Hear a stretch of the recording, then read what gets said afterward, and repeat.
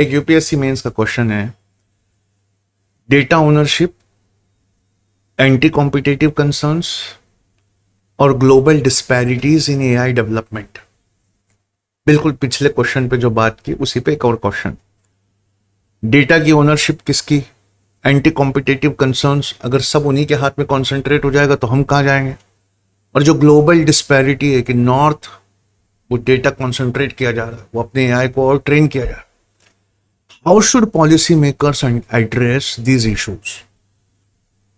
ये एक सवाल आप एआई गवर्नेंस पे एक्सपेक्ट करिए इस मेंस में। एआई गवर्नेंस एक बहुत इसेंशियल थीम है। सबसे पहले डेटा जो है वो बिग टेक प्रोप्राइटरी एल्गोरिदम्स सारी दुनिया से खींचते हैं। उनके पास जो इंफ्रास्ट्रक्चर है उससे वो हमारा डेटा लेते हैं, पब्लिकली अवेलेबल डेटा वो लेते हैं। क्या वो डेटा हमारा नहीं है? बिल्कुल। फिर इस डेटा को एनालाइज करके एक Meta data, data about data वो जनरेट करते हैं और अपने एल्गोरिदम्स को वो फीड करते हैं। जैसे ही हमारे डेटा पर डेटा जनरेट हुआ, मेटा डेटा जनरेट हुआ, ये हाई टेक कंपनीज कहती हैं कि you have lost the rights over the original data. हमें ओरिजिनल डेटा अब नहीं चाहिए। हमने उस ओरिजिनल डेटा की प्रोफाइलिंग कर ली, उसमें से जो काम का था वो निकाल लिया, अब आप अपना डेटा वापस ले लीजिए। The moment they generate Meta data, हमारा ओरिजिनल डेटा पे से प्रोप्राइटरशिप हट जाता है।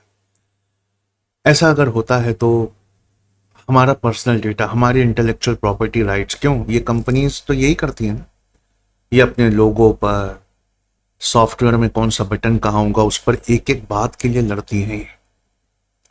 तो हमें कैसे ये करना चाहिए? तो वास्ट अमाउंट ऑफ डेटा ये अमेरिका में स्थित कंपनीज के पास है, माइक्रोसॉफ्ट के पास, फेसबुक के पास, अमेजन के पास, गूगल के पास, और उसके अंदर फिर फीडबैक लूप्स हैं जिससे ये निकालती है। ये एंटी कॉम्पिटिटिव कंसर्न है। नॉर्थ के पास इस कदर एआई पावर है कि अब साउथ कोई इन्वेंशन कर ले, कुछ भी बना ले, नॉर्थ उसको हमेशा दबा कर रखे। It's more about the competition rather than the collaboration. और जो कंज्यूमर है वो क्या हो रहा है, उसका डेटा इवेल्युएट हो रहा है, और इवेल्युएट होने के बाद उसमें बायसेस आ रहे हैं, जिसको हमने पिछले आंसर में एड्रेस किया। वो बायसेस पे आंसर था। तो एक मल्टी स्टेक होल्डर अप्रोच बनानी चाहिए हमें। मल्टी स्टेक होल्डर अप्रोच में big tech companies, governments, academia ये तीनों को मिलकर under the aegis of United Nation किसी तरह का रेगुलेशन लाना चाहिए। हमें गुड कॉर्पोरेट बिहेवियर अभी लाना पड़ेगा, वरना ये अनरेगुलेटेड स्पेसेस को इस्तेमाल करके इतना ताकतवर हो जाएंगे कि एक दिन फिर करने के लिए कुछ नहीं होगा। तो इनोवेशन एंड रेगुलेशन जैसे एक एग्जांपल है। दुनिया में दो हैं जिन्होंने अपना सब कुछ एआई जनरेशन में लगा दिया। एक का नाम यूनाइटेड स्टेट्स ऑफ अमेरिका है, एक का नाम चाइना है। दोनों एआई इनोवेशन में सबसे आगे हैं। यूरोपियन यूनियन ने रेगुलेशन में वो सबसे आगे। उन्होंने 2024 में लैंडमार्क आर्टिफिशियल इंटेलिजेंस एक्ट लाया। इस पर भी मैं एक क्वेश्चन आपको करवाऊं। वो एआई रेगुलेशन में बहुत आगे है, लेकिन यूरोप में तो वो लॉ लगा लेंगे, वहां तो अपना डेटा रेगुलेट कर लेंगे, लेकिन बाकी का वर्ल्ड वो क्या करे? क्या उसे वो बात भी समझ में आती है जो यूरोप में उठाई? क्या हमारे पास कॉम्पिटिटिव कैपेसिटी है? क्या हम एआई, वो कोई कंपनी खोलते तो बदले में हम एक कंपनी खोलते, लेकिन एआई उनका इतना ताकतवर है क्यों? वो हमारा डेटा रोज रात को, रोज सवेरे स्किम कर रहे हैं, ले जा रहे हैं।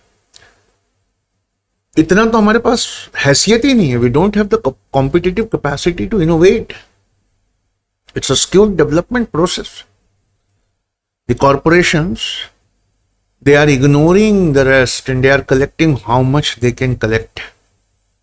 ठीक है, तो पॉलिसी मेकर्स को फॉलोइंग चीजों पे आवाज उठानी चाहिए कि डेटा की ओनरशिप, इसका कंपटीशन, इसकी ट्रांसपेरेंसी, ग्लोबल इक्विटी मिलना चाहिए एआई डेवलपमेंट में। वो भी डेवलप करे तो हम भी डेवलप कर पाए। और इक्विटेबल एआई गवर्नेंस होना चाहिए। सिस्टमैटिक बायसेस कम करने चाहिए, जिसको हमने पीछे देखा।